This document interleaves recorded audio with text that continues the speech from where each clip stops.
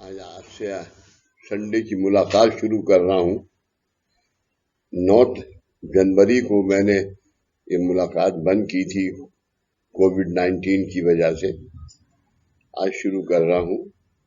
आशा है कि आप लोग मेरे लिए बाबा से आशीर्वाद मांगेंगे कि मैं इस कार्य को अच्छे से पूरा कर सकूं। जहां मैंने छोड़ा था छोटे बाबा की मुलाकात का, वहां से उसका एक पैरा आपको पिछला याद दिलाना चाहता हूँ। वास्तव में दीक्षांत विधि ऐसे नहीं होता। दादा ने पहले दीक्षा नहीं दी। दादा ने पहले दीक्षा की जगह जो हमारे अंदर दोष थे, जो 5 कोशों में नाभि, हृदय, कंठ, ललाट एंड ब्रह्म, इन दोषों को पहले दूर किया, और जब वो दोष दूर हो गए तो उसमें एक एक दीक्षा देते चले गए। उपासना दीक्षा, पहले उपासना दीक्षा, अध्यात्म दीक्षा, अनुग्रह दीक्षा, कारण दीक्षा, महाकारण दिशा, नारायणी अवस्था, ये इस सूरत से सब किया है। इसे इस तरह समझिए, आपने अपने नौकर को चावल साफ करने के लिए दिए, लेकिन उसने वैसे ही आपको वापस देकर कहा, मैं चावल साफ किए हैं, मैंने चावल साफ कर दिए। इसके बाद जब आप चावल पकाकर खाते हैं तब उसमें कंकड़ आते हैं। इसका मतलब क्या आपके नौकर ने वे चावल साफ नहीं किए, चावल साफ नहीं किए हैं। इसी तरह अगर आपके गुरु ने आपके जीवन में से दोष नहीं निकाले तो वह मार्ग गुरु मार्ग नहीं है, वो मार्ग गुरु मार्ग नहीं है। यहाँ आप ये भी समझ सकते हैं कि ये मानवता युग का गुरु मार्ग और अनेक गुरु का गुरु मार्ग का क्या अंतर है। आप में दोष हैं, ये आपको मालूम है, लेकिन उन दोषों का निवारण करने का सामर्थ्य आप में नहीं है, उनको निकालने का सामर्थ्य आप में नहीं है। कोई असामान्य व्यक्ति इन दोषों से आपका जीवन मुक्त करे, इसलिए आप गुरु चरणों में जाते हैं। लेकिन आप मानवों को ये दोष मुक्तता सहजता से, सुलभता से प्राप्त नहीं हुई, तो गुरु ने आपको दीक्षा देने का क्या उपयोग हुआ। अगर किसी गुरु ने किसी व्यक्ति को कहा, तुम ये फलाना जाप इतने बार करो, उससे पहले खाना नहीं खाना, इसका मतलब ये हुआ कि जिस व्यक्ति को जाप करने के लिए कहा है, उसके परिवार के अन्य सदस्यों को भी उस व्यक्ति का जाप पूर्ण होते तक खाने का इंतजार में बैठना पड़ेगा। ये उचित नहीं है। और ऐसे ही परिस्थिति में आज सर्वत्र है, पूरा दुनिया आज ऐसी ही स्थिति में फंसा हुआ है, वही कर रहा है।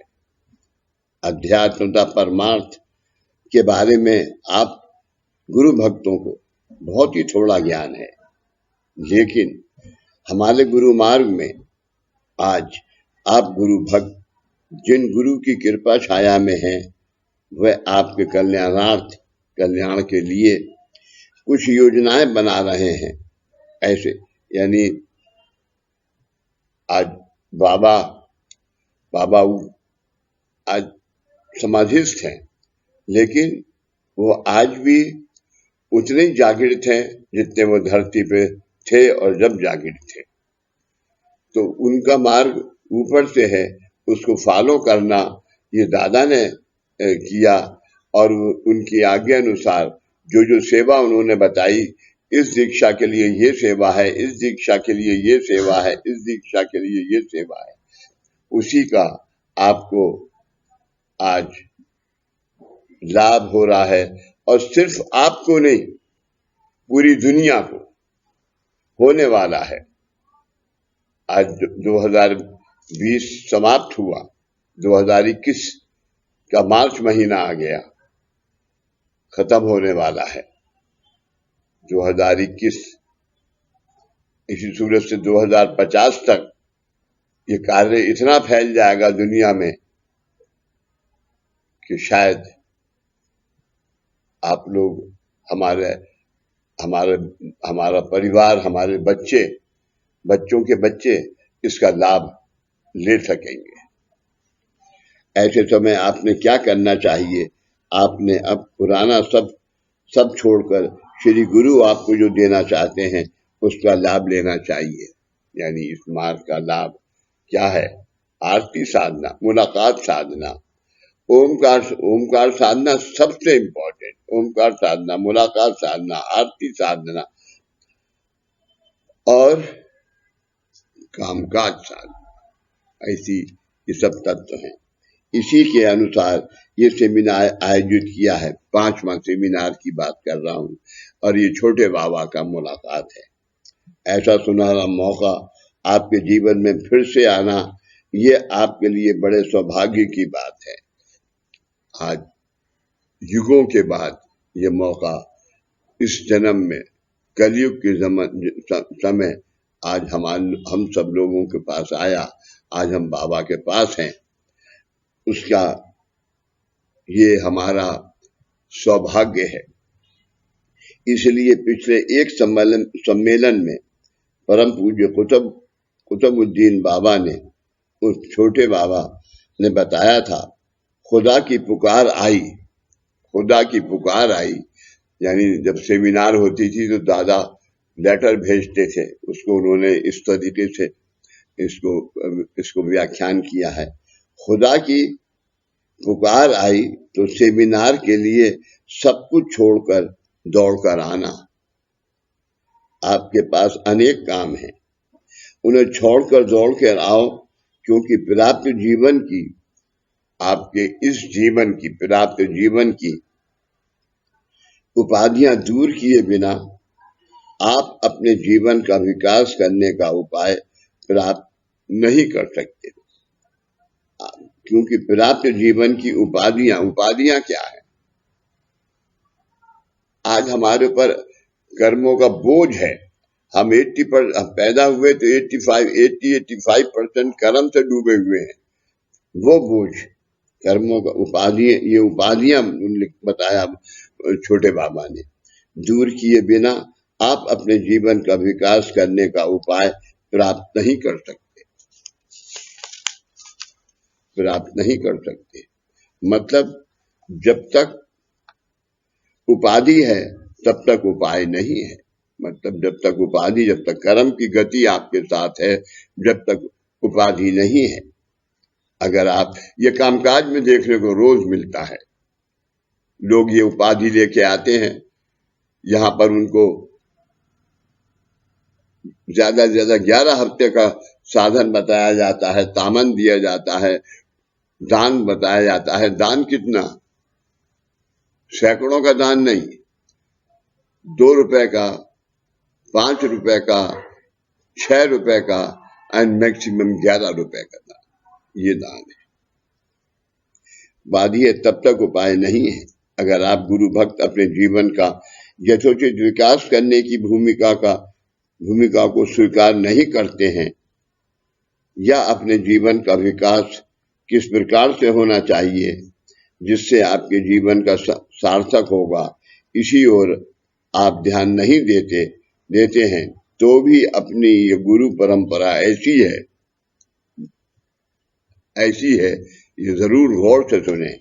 तो भी अपनी ये गुरु परंपरा ऐसी है कि इसमें आपके गुरु ने स्वयं अनेक प्रकार से साधना सेवा करके आप गुरु भक्तों के हित के लिए, रक्षण के लिए, कल्याण के लिए साधन प्राप्त किए हैं।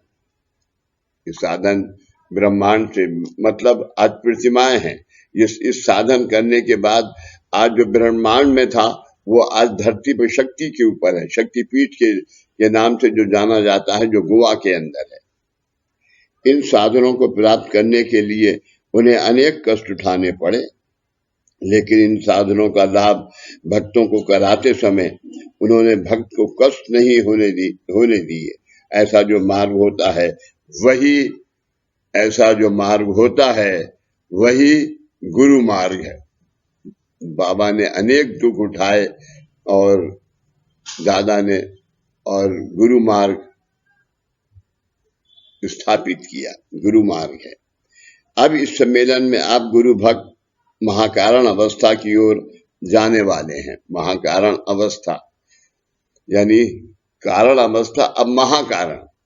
महाकारण मतलब आपके जीवन का सही मार्ग, कि आप अंधेरे में नहीं जाइए, आंखें भी बंद करेंगे तब भी आपको ये दीक्षा सीधे रास्ते पे ले जाएगी। कौन से लोक में ले जाएगी? मिनिमम 3rd लोक के ऊपर। अब इस समय में आप गुरु भक्त महाकारण अवस्था की ओर जाने वाले हैं।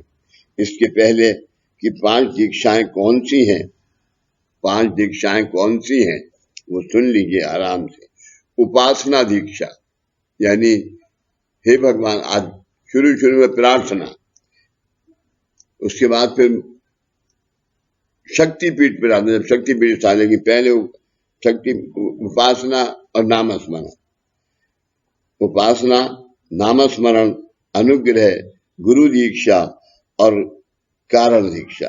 आज तक इन 5 दीक्षाओं द्वारा आपके जीवन में क्या कार्य हुआ है, इस संबंध में पृष्ठ क्रमांक 8 पर कि पंच प्राण कोश और उनका कार्य, यह आकृति देखिए। इस आकृति में आपके पंच प्राण कोश के 5वें सम्मेलन की किताब आपके पास अगर है तो उसे खोल के देखिए। पंच प्राण कोश और आपकी कारण अवस्था दिखाई है। आप जब आईने के सामने खड़े होते हैं तब आपको अपने पंच भौतिक देह की यानी देहिक अवस्था की पहचान होती है, लेकिन आपकी देह में आकृति में दिखाए अनुसार 5 कोश है। दिखाए अनुसार 5 कोश हैं। इसमें से पहला नीला वाले आपका अन्नमय कोश है और आपको केवल उसी की पहचान है। खाना सुबह से शाम तक खाना। इस आकृति में आपके अन्न कोश भिन्न रंगों के बलों में दिखाए हैं। आपके शरीर की अंतर्गत रचना में ये 5 कोश निरंतर कार्य करते रहते हैं। जब इन कोशों द्वारा यथा योग्य कार्य होता है तब आप अपने जीवन में सुख शांति समाधान प्राप्त कर सकते हैं, सुख शांति प्राप्त कर सकते हैं। और इसके लिए गुरु कृपा की अत्यंत आवश्यकता है, उसके बगैर कर नहीं सकते। दूसरा कोई रास्ता मार्ग नहीं है। आप अपनी तकलीफों के निवारण के लिए जब पहली बार आप अपने इस गुरु मार्ग में आए थे उस समय आपके इन 5 कोशों की अवस्था कैसी थी? 5 कोशों की अवस्था कैसी थी? क्या उस समय आपके कोशों की अवस्था इस आकृति में दिखाए अनुसार थी? ये आकृति देख लेना, अनुसार थी? नहीं थी। आपको जीवन में सुख शांति समाधान ये 3 अवस्थाएं प्राप्त करनी होती हैं। ये अवस्थाएं आपको प्राप्त न होने का कारण क्या था? आप 5 कोशों द्वारा अपना जीवन व्यतीत करते हैं। उस समय इन 5 कोशों का अस्तित्व आपके जीवन में होकर भी आपको उसकी पहचान नहीं थी। मतलब उस समय आपके 5 कोश अस्तित्व में थे, लेकिन उनके अस्तित्व का एहसास आपको नहीं होता था। इसलिए आप प्राप्त जीवन का क्या उपयोग है, आपका जीवन खुद के लिए कितना है और दूसरों के लिए कितना है, इसका एहसास आपको नहीं था। आज आप 100 रुपए कमाते हैं, आपका अधिकार उसमें 25 रुपए में है। 25 रुपए आप अपने सेविंग अकाउंट बैंक में डालिए, दूसरे 25 रुपए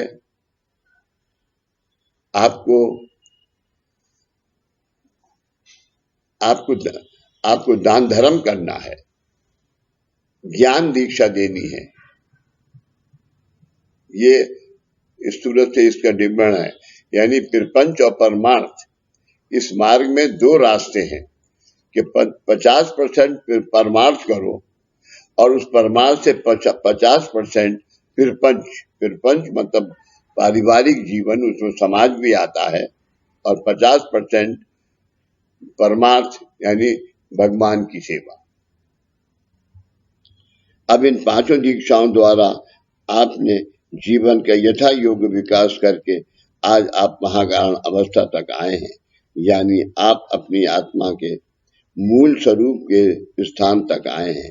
आकृति में जहां सफेद रंग दिख रहा है वहां आनंदमय कोश है। जहां सफेद रंग दिख रहा है वहां आनंदमय कोश है।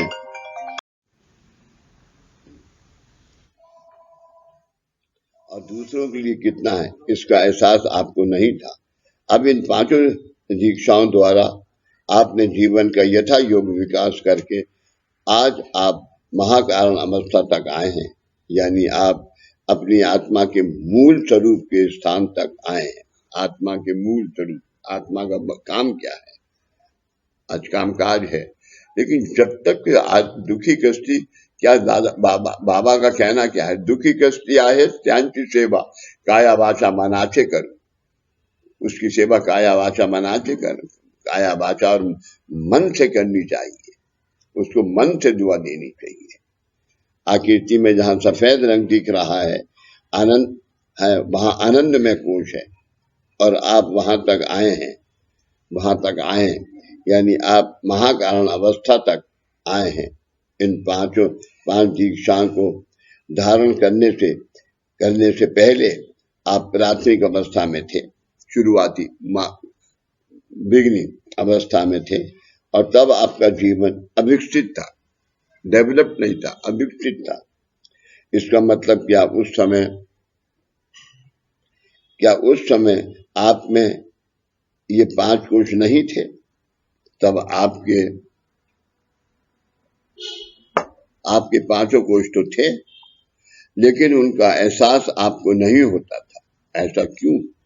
इसे इस तरह से समझिए, किसी व्यक्ति को अगर बुखार है तो उसे खाना कड़वा लगता है, लेकिन घर के अन्य सदस्यों को खाना कड़वा नहीं लगता। अब क्या वह खाना कड़वा है, या बुखार आए हुए व्यक्ति के खाने के स्वाद लेने के माध्यम से में बिगाड़ हुआ है? इसी तरह आपके अभी जो कोश हैं वो पहले भी थे। ईश्वर ने आपको अपने कोशों का एहसास होने का प्रबंध करके दिया, लेकिन आपके अनेक पूर्व जन्मों के दोषों की वजह से आपको आपके कोशों की पूर्णत्व का एहसास नहीं हो रहा था। उस समय भी आपके कोश परिपूर्ण नहीं थे। फिर उस समय किसका अभाव था?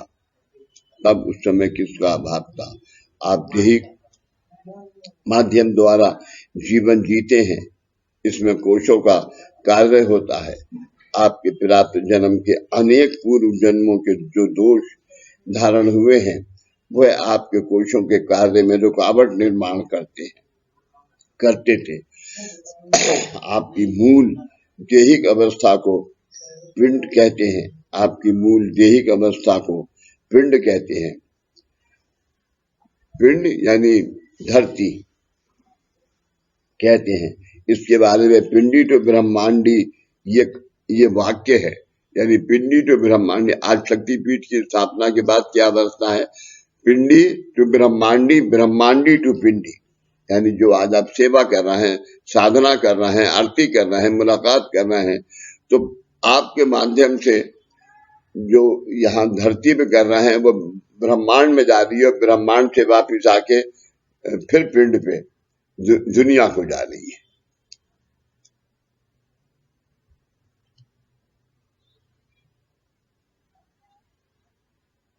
ये वाक्य है। ऐसे इस पिंड में आपके 5 कोशों की धारणा होती है।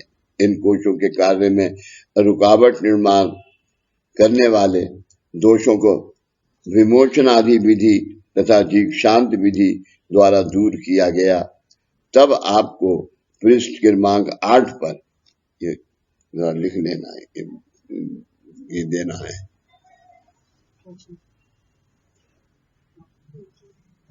आपको पृष्ठ क्रमांक 8 पर, हाँ, वो एक वलय बने हुए हैं 3, उसमें साधन सिद्धता में ऐसे बैठे हैं, पर उसके ऊपर चारों तरफ वलय बना हुआ है। वो जैसे भी है मुझे दिखा लेना। बुक दिख नहीं रही है, फाइल हैं? मराठी बुक में है, जिसमें भी है नहीं है वो। दिखाई हुआ है, स्वाभाविक अवस्था प्राप्त हुई है। ये स्वाभाविक अवस्था आपको प्राप्त कराते समय आपके लिए किए गए विमोचना विधियों के साथ आपको दीक्षाएं भी दी हैं। मतलब दीक्षांत विधि का अर्थ ये है, दीक्षांत विधि का अर्थ ये है, अगर विमोचन किया तो विमोचन के बाद आपको फौरन दीक्षांत विधि दी है और दूसरा साधन बताया है। अब न्यास करो, अब आरती करो, अब ये करो। विमोचना विधियों के साथ आपको दीक्षाएं भी दी गई हैं। मतलब दीक्षांत विधि का अर्थ ये है, आप मानवों को अपने दोषों का निवारण करना होता है, लेकिन आप मानवों के सामान्य सामर्थ्य द्वारा दोषों का निवारण नहीं हो सकता। इसलिए श्री गुरु अपनी शक्ति का संकीर्णन इकट्ठा करके संकीर्णन आपके देह माध्यम में करते हैं। इस शक्ति को किसी नाम से संबोधित करना होता है, इसलिए उसे उपासना दीक्षा, नामस्मरण दीक्षा, अनुग्रह दीक्षा इत्यादि नामों से संबोधित किया गया है। जब विमोचन विधियों द्वारा आपके देह की शुद्धता हुई, जब विमोचन विधियों द्वारा आपके देह की शुद्धता हुई और आपके सारे दोष निवारण हुए, तब आपकी देह को दोषों से मुक्त रखने के लिए आपको दीक्षाओं का लाभ कराया और आपने ये 5 दीक्षाएं धारण की। अब इन 5 दीक्षाओं को आपके मूल चैतन्य में एकत्रित करना है। मतलब ये दीक्षाएं लेते समय आप देह माध्यम द्वारा आपके चैतन्य की ओर जाते हैं और अब आपने धारण की हुई ये 5 दीक्षाएं आपके चैतन्य में एकत्रित होकर उनका पंचामृत होगा। ऐसी ये जो अवस्था है वह महाकारण अवस्था है। पंचामृत का क्या मतलब है? आज पंचामृत हुआ तो पंचामृत को आप आज चम्मच इतना था, एक छोटा चम्मच द्वारा इतना लोगों को आज आप प्रसाद के रूप में देते हैं। होगा ऐसी ये जो अवस्था है वह महाकारण अवस्था है। महाकारण ये दीक्षा नहीं है, अवस्था है। महाकारण ये दीक्षा नहीं है, ये अवस्था है। जाने का मार्ग है आपकी आत्मा को। ये विषय फिर से सुनिए। आपने पृष्ठ 8 पर की आकृति देखी है। इस आकृति में अलग अलग बलियों में अलग अलग रंग दिखाए हैं। आपने जब जन्म लिया उस समय आपके देह की परिस्थिति इसी तरह थी। आपके अन्न में, कोश, प्राण में, मनो में, विज्ञान में और अनन्य में ये 5 कोश आज जैसे हैं वैसे पहले भी थे, लेकिन उस समय आपके ये कोश अस्तित्व में होते हुए भी आपको उनके अस्तित्व का एहसास नहीं था, आपको उसका ज्ञान नहीं था। मुझे मिलने से पहले आप कितने बेचैन थे, अशांत थे और आज कितने शांत हैं। ऐसा क्यों है? आपको भगवान की दया से सुख, शांति, समाधान, इच्छा पूर्वक इत्यादि जो मिला है उसमें समाधान मानने का कार्य आपके इन कोशों द्वारा होता है। लेकिन आपको भी कुछ करना होगा। आज आपको जो मिला, फर्ज कर लीजिए कि आपकी आज की डिमांड 20 रुपए है, लेकिन आपको आज 15 मिले तो 15 में अपने आप को एडजस्ट कीजिए। अगर आपने ये सीख लिया तो आपको कभी कर्जे की जरूरत नहीं है। पहले आपके ये कोश अस्तित्व में थे, लेकिन वे कार्य वो 5वीं सेमिनार की बुक में मिलेगी। वो 5वें सेमिनार की मराठी बुक है ना, वो अभी है नहीं मेरे पास, उसमें है, बट है ऐसी अवस्था ही।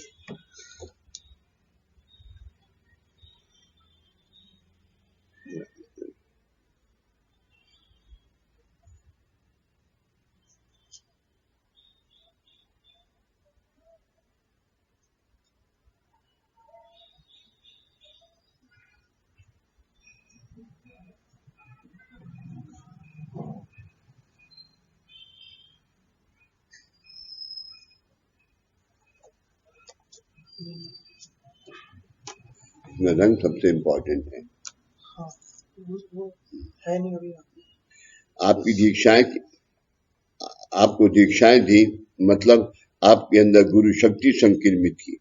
हमने आपके जीवन में विमोचन और दीक्षाओं का लाभ क्यों कराया, तो आपके सब दोष निकल जाएं और आपको सुख शांति प्राप्त हो। इसलिए अब आपके दोष निकल गए हैं और आपका रास्ता सीधा हो गया है, लेकिन अभी आपको प्राप्त हुई इस अवस्था का लाभ खुद के अलावा औरों को होने के लिए आपको प्राप्त हुई ये पांचों दीक्षाएं महाकारण अवस्था में डालनी है। आपने यहाँ एम्पलीफायर लाया है, उसमें अनेक कंपार्टमेंट हैं। उन कंपार्टमेंट को इकट्ठा करने के बाद आपने मेरी आवाज बढ़ाई है।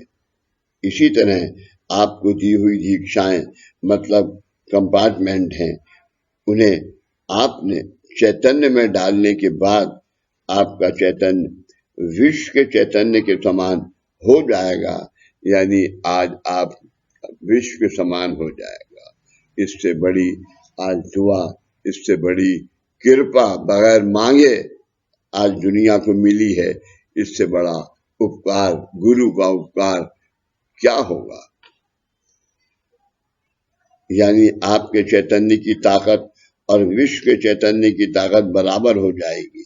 इस अवस्था को महाकारण कहते हैं। इस अवस्था में you are not only human being, you are something mayor than more than human being. आपकी ऐसी अवस्था में आपके चारों ओर जो विश्व शक्ति है उसमें और आप में कोई फर्क नहीं रहता। ऐसी ये नैसर्गिक अवस्था जब हो जाएगी तब आप केवल अपने शब्दों द्वारा इस दुनिया में भी शांति ला सकते हैं। आपकी जुबान से निकला हुआ शब्द कोई व्यक्ति सुनता है तो केवल इसी क्रिया को आपके चैतन्य की शक्ति द्वारा उस व्यक्ति का विमोचन हो जाएगा। उस व्यक्ति के विमोचन के लिए किसी प्रसाद की, किसी तालीम की या किसी जाप की जरूरत नहीं होगी। संजय जरा रोकना इसे, काफी है। उपासना दीक्षा, नामस्मरण दीक्षा, अनुग्रह दीक्षा, गुरु दीक्षा और कारण दीक्षा, ये पांचों दीक्षाएं अब आपके चैतन्य में समाई हैं। आपके चैतन्य में यानी जो आप जो खाना खा रहे हैं, आप जो एनर्जी पैदा कर रहे हैं अपने आप में, उस एनर्जी के अंदर ये समाई है। आज आपने साधना करी, आरती करी, आज आप मुलाकात ले रहे हैं, तो ये आपके चैतन्य में समाई है। अब आपका चैतन्य और इन पांच दीक्षाओं की शक्ति एक दूसरे में इस तरह से घुल मिल गई है जैसे समुद्र और नदी एक दूसरे में समाते हैं। जहां नदी सागर से मिलती है वहां समुद्र कौन सा और नदी कौन सी ये दिखा नहीं सकते। उसी तरह ये दीक्षाएं यानी गुरु सामर्थ्य और आपका चैतन्य, यानी गुरु सामर्थ्य, गुरु की शक्ति और आपका चैतन्य, जितनी शक्ति आपको, आप उसके साथ में एक रूप होना चाहेंगे, जितनी आप उसको अपनी मान्यता देंगे, वो आपकी आत्मा ये जब महाकारण अवस्था में एक रूप होते हैं तब वहां गुरु शक्ति कौन सी होती है और आप कौन है ये अलग करके बता नहीं सकते।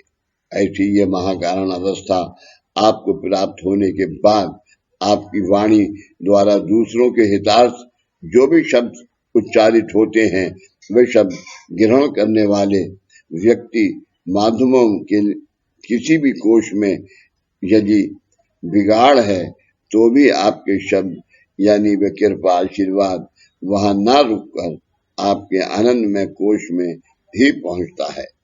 आपके दोषों का निवारण आपके दोषों का निवारणार्थ आपको 3 विमोचन और 5 दीक्षाओं का अवलंब करना पड़ा है, लेकिन अब इसके आगे आपके दोषों के निवारणार्थ विमोचन और दीक्षाओं की आवश्यकता नहीं रहेगी। यह कार्य केवल शब्दों द्वारा होगा। आपके कल्याणार्थ इससे अधिक आसान मार्ग कौन सा हो सकता है। अनादिकाल से शब्दों को सर्वश्रेष्ठ ब्रह्म माना गया है, यानी सदियों से पुराने जमाने से माना गया है। शब्द मतलब सामर्थ्य। इस अवस्था तक आने के बाद आपकी दैहिक और आत्मिक ये दोनों अवस्थाएं गुरु शक्ति में विलीन हो जाती हैं और वे एकत्रित शक्ति वातावरण में जो चैतन्य शक्ति होती है उसमें एकरूप हो जाती हैं। इस अवस्था में साधक के लिए जीवन में केवल सत्कार्य करना ही बाकी रहता है। उसके लिए सत्कर्म करना बाकी नहीं रहता। सत्कृत्य दूसरों के लिए करना होता है और सत्कर्म ईश्वर के लिए करना होता है। सत्कृत्य दूसरों के लिए करना होता है और करना होता है और सत्कर्म ईश्वर के लिए करना होता है। आपका महाकारण अवस्था प्राप्त होने के बाद इसका सिद्धांत क्या है, ये इस तरह से समझिए। आपको दीक्षाओं का लाभ हुआ है। उन दीक्षाओं में विषय तथा कारण के अनुसार दीक्षा में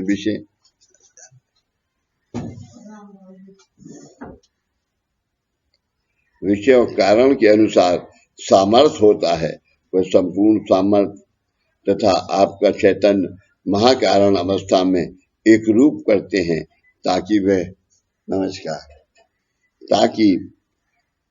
वह एकत्रित शक्ति आपके द्वारा कार्य करती रहेगी। आप सब अलग अलग विषयों के अनुसार जीवन व्यतीत करते हैं, जैसे कि कोई डॉक्टर है, कोई शिक्षक है, कोई गायक है इत्यादि। इन अलग अलग माध्यमों द्वारा ये महाकारण अवस्था अब कार्य करती रहेगी। इसके लिए अब पूजा में फोटो रखने की, पूजा आरती इत्यादि अलग अलग उपचार करने की जरूरत नहीं है।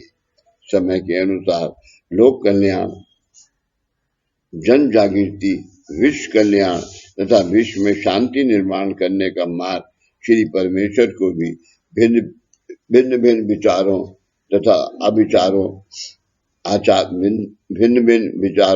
तथा आचारों द्वारा अलग पद्धति से करना होता है। आगे के काल में ऐसी अवस्था का अनुभव सबको होगा। यही महाकारण अवस्था का अनुभव है।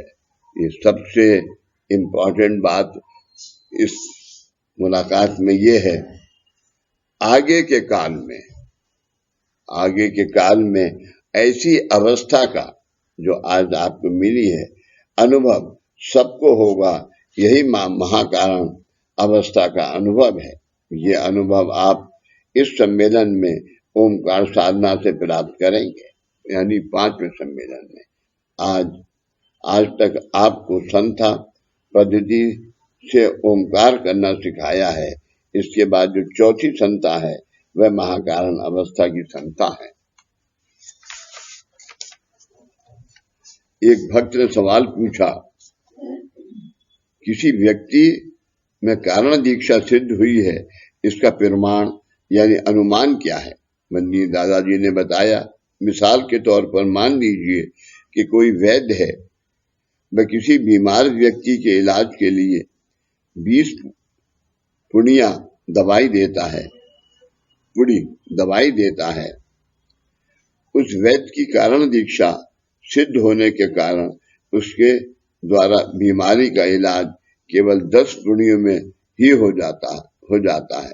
मतलब उस वैद्य की कारण दीक्षा सिद्ध होने के बाद उसके पास आए हुए मरीजों को पहले जितनी अधिक दवाई लेने की जरूरत नहीं होती, उनकी बीमारी कम दवाई में ही ठीक हो जाती है। कम दवाई में बीमार व्यक्ति को ठीक करने का गुण वैद्य में कहाँ से आया? कारण दीक्षा से। इसी का अर्थ उस वैद्य की कारण दीक्षा सिद्ध हुई है।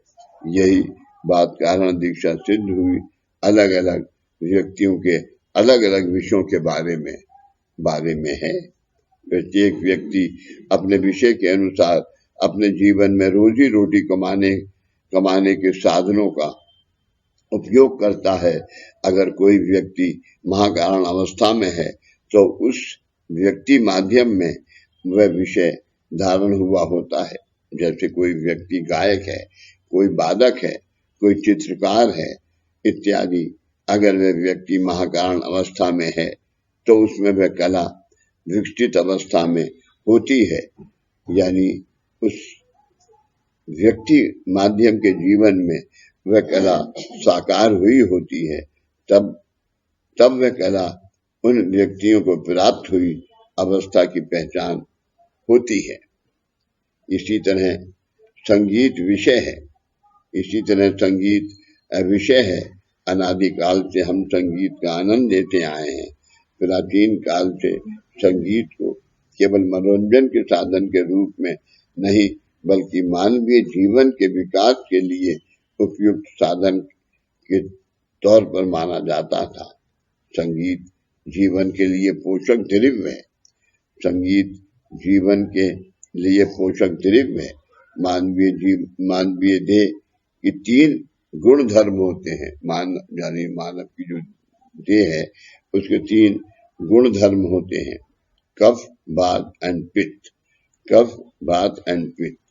संगीत में जो राग और रागनियां हैं वह कफ, वात और पित्त इन गुण धर्मों से जुड़ी हुई हैं। सुबह, दोपहर, शाम, सायंकाल और रात इन भिन्न प्रहरों में समय में संगीत की अलग अलग रागनियां की ध्वनि की लहरें धारण करने से सुनने वाले व्यक्तियों के देह को त्रिदोषी कफ, वात, पित्त के परिमाण में जो सब विसंगति होती है वह दूर हो जाती है। यानी वह दोष दवाई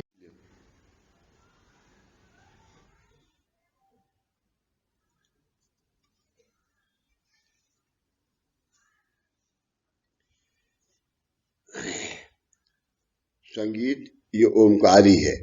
इस संबंध में हम यहाँ पर एक प्रयोग करने वाले हैं। कल सुबह साधना से पहले हमारे एक गुरु बंधु यहाँ शहनाई बजाएंगे। आप हर रोज साधना में जैसे बैठते हैं वैसे ही बैठना है और शहनाई वादन सुनना है। शहनाई की ध्वनि से निर्माण होने वाली लहरें आपने धारण करनी है और उसके बाद साधना करते समय उसके परिणाम का अनुभव करना है। आप घर में सुबह या शाम जब साधना करते हैं तब आपकी देह में कफ, वात, पित्त दोष आपकी साधना में बाधक होते थे।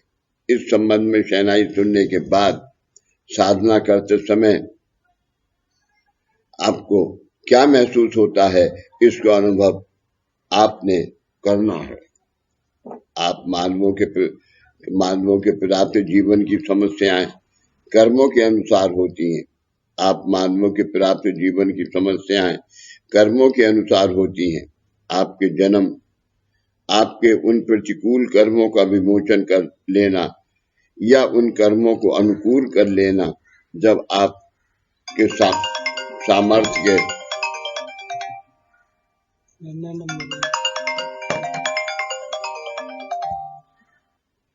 हेलो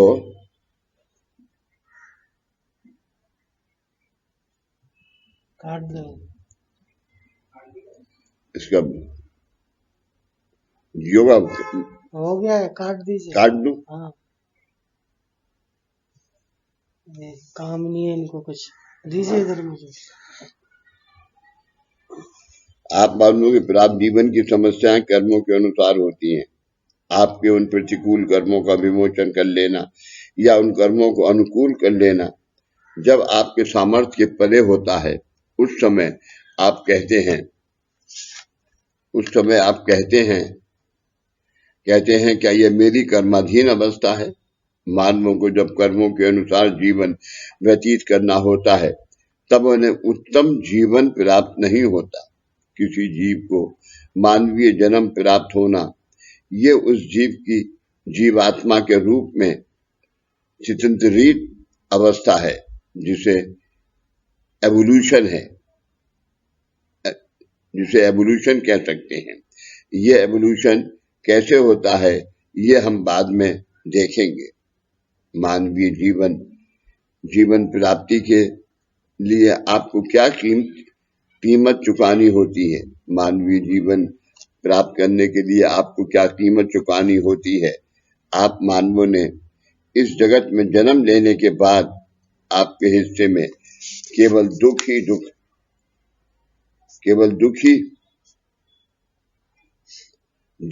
आए, ऐसा आपके कर्मों की भी इच्छा नहीं होती, तथा देवताओं की भी ऐसी इच्छा नहीं होती। मतलब आप मानव कर्मों के अनुसार जन्म लेते हैं, लेकिन आप दुख में जीवन ही व्यतीत करें, ऐसा विषय उस कर्म में नहीं होता। देवताओं की कृपा आशीर्वाद के कारण ही आप उत्तम कुल में, उत्तम घर में जन्म प्राप्त कर पाए हैं। इसके लिए आपने आपके पूर्व जन्म में देवताओं की कृपा आशीर्वाद का लाभ निश्चित ही लिया है। आज आपने जो जन्म प्राप्त किया है, इसमें भी आप दुख या कलेश ही भुगते, ये विषय नहीं था। फिर आपके हिस्से में ये दुख कहाँ से आता है। यहाँ पर हम एक मिसाल लेते हैं। आज इस जगत में व्यवहारिक जीवन में मुफ्त में क्या मिलता है। जगत में व्यवहारिक जीवन में मुफ्त में क्या मिलता है? कुछ भी नहीं, केवल ईश्वर का आशीर्वाद ही मुफ्त में मिलता है। सब जरा वो भी जो वो है ना मैसेज में बैंक की जो मैसेज आए हुए हैं, अब जरूरत नहीं है तो उनको बता दो, तुम्हारे पास तो वो होंगे। आशीर्वाद ही मुफ्त में मिलता है। आज जो सरकार आप पर राज कर रही है, वह आपको कहती है कम खाओ, आपकी अन्य सब जरूरतें भी कम करो। आज केवल ईश्वरी ये कहते हैं कि बहुत सारा आशीर्वाद लो। आज कोई भी सरकार ये नहीं कहती कि इतना अधिक लो, ताकि आपके खाने के बाद भी परिवार के लिए बाकी बचे। लेकिन ईश्वर की सरकार कैसी है, आपके लिए पर्याप्त होकर भी बाकी बचेगा, इतना आशीर्वाद आपको देती है और कहती है और लो। लेकिन उस आशीर्वाद के बारे में आप क्या करते हैं? उस आशीर्वाद को आप नजरअंदाज करते हैं, और फिर आपके हिस्से में दुख कैसे नहीं आएगा। आपको ये जन्म कर्म परत में प्राप्त हुआ है। आपके कर्मों में तथा ईश्वर की कृपा आशीर्वाद में आपने अपने प्राप्त जन्म में दुख भुगतना है, ऐसा विषय नहीं है। जैसे आज इस जगत में कुछ भी मुफ्त नहीं मिलता, वैसे ही आपका ये प्राप्त जन्म भी आपको मुफ्त में नहीं मिला है।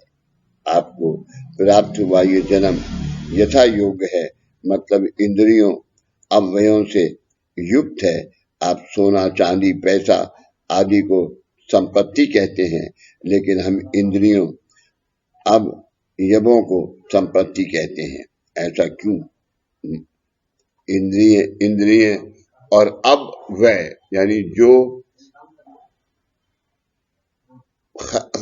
गलती की चीज है, खराब चीज है, वो अव्यय हमारी आदतें, वो अंग में। अब इसको संपत्ति कहते हैं। ऐसा क्यों? मान लीजिए कि किसी अंधे व्यक्ति ने आपसे आपकी आंखें मांगी कि आप दो आंखें 2 रुपए में, क्या आप 2 लाख रुपए में अपनी आंखें उस अंधे व्यक्ति को दे देंगे? नहीं। मतलब तब आपको आपकी आंखों की अमूल्य कीमत का एहसास होता है। ईश्वर ने आपको ये इंद्रियां अब यवों की संपत्ति दी है। जन्म प्राप्त करके उस जन्म को सार्थक करने के लिए ईश्वर ने मानव पर जो उपकार किए हैं वह मानव कभी भी चुका नहीं सकते। इंद्रियां अवयवों से युक्त संपत्ति लेकर आप जो जन्म प्राप्त करते हैं, क्या वह जन्म आपको आसानी से मिलता है? नहीं। मानवीय जन्म प्राप्त करने से पहले उसके प्रबंध करना होता है। ये प्रबंध कैसे होता है? मानवीय जन्म प्राप्त करने के लिए जीवात्मा अवस्था में स्थितिंतर होता है।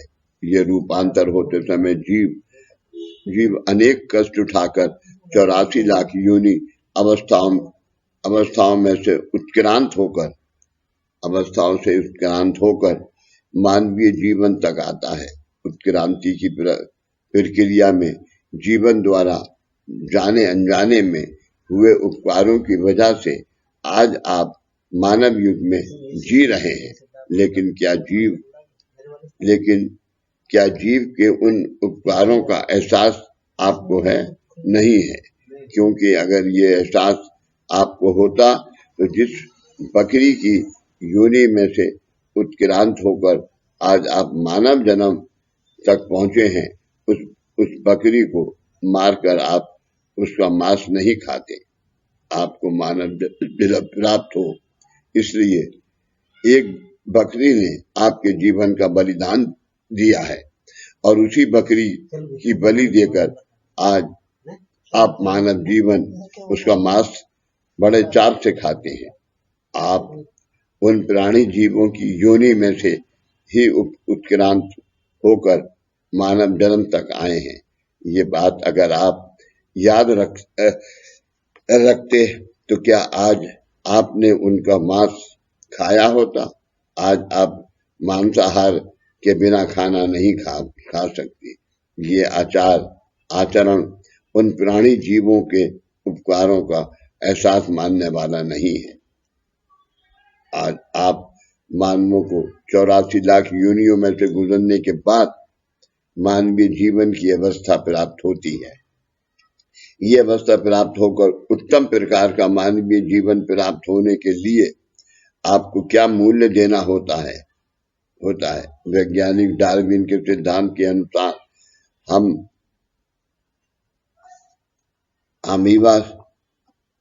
अमीबा से उत्क्रांत होकर मानवीय जीवन तक पहुंचते हैं।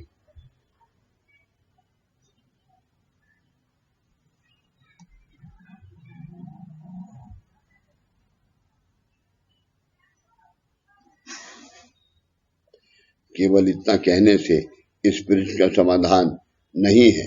अंग्रेजों ने कुछ कहा है, इसलिए आप गर्दन हिलाकर मान्यता देते हैं, और मैंने बंदी दादाजी ने कुछ कहा तो पूछते हैं कि आपके इस कहने का क्या प्रमाण है? कितनी देर हो गई भाई? 40 मिनट हो गए। 40 मिनट हो गए।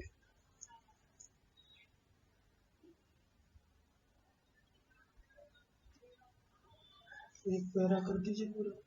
पैरा पूरा कर दीजिए। मैंने आपसे ये सवाल पूछा कि उत्तम प्रकार का मानवीय जन्म प्राप्त करने के लिए क्या मूल्य देना होता है। ये इस तरह समझिए, 100 रुपए के नोट लेकर आप बाजार जाते हैं। आपको 100 रुपए के खुले पैसे चाहिए हैं, इसलिए आप वह 100 रुपए का नोट किसी दुकानदार को देते हैं, लेकिन बदले में आपको केवल 50 रुपए ही मिले तो क्या होगा? आपके पास 100 रुपए होते हुए भी 50 रुपए की कमी होगी। इसी तरह आपके प्राप्त जन्म के बारे में है। आप कई बार जन्म लेते हैं, आपकी मृत्यु के बाद जब आपका पुनश्च जन्म लेते हैं तब आपको 50% कर्म देना पड़ता है। किस लिए? इंद्रिय अब यमों की साधन संपत्ति से परिपूर्ण ऐसा जन्म प्राप्त होने के लिए सब अवयवों यानी सब पूरा जन्म पूरे कर्मों की गति प्राप्त होने के लिए इंद्रियां अवयवों की संपत्ति में कोई कमी नहीं है।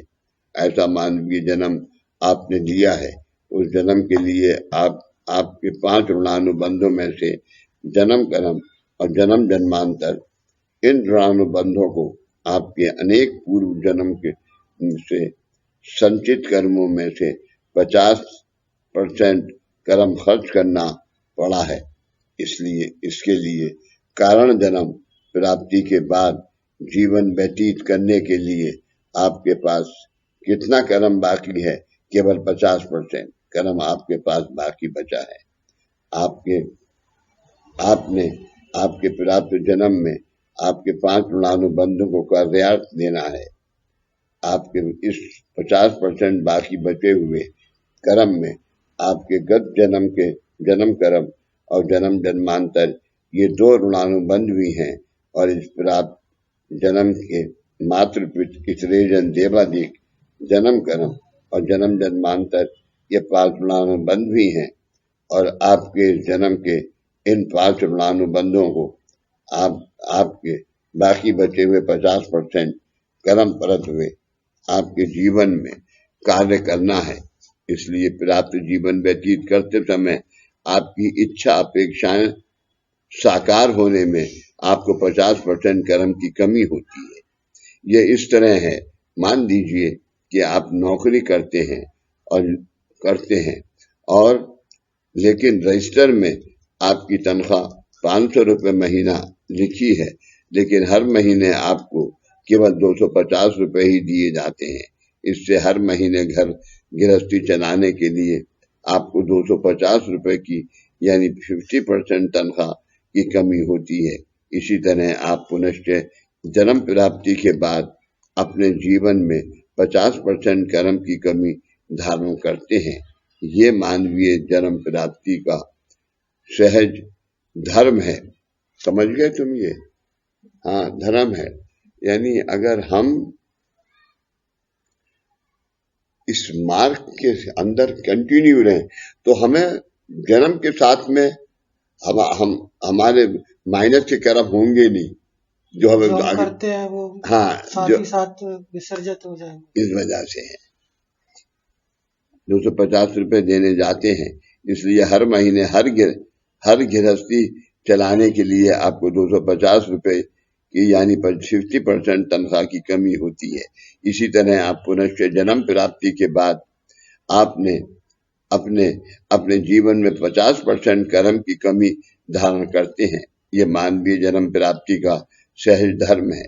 50% कर्म के साथ जब आप जीवन व्यतीत करते हैं तब आपके जीवन में मूलता ही कमी होती है। इसलिए आप स्वयं अपने जीवन में सुख शांति समाधान का परिपूर्णत्व करने में असमर्थ तथा अपात्र होते हैं। नमस्कार। प्रार्थना बोलिए। सदा सर्वदा योग तुझा गढ़ावा, तुझे कारणी देव माजा पढ़ावा। उपेक्षु नको गुण बनता अनंता, रघुनायका मागणे हेचि आता। उपासनेला दृढ़ चाल भावे, भूदेव संतासी सदा न भावे।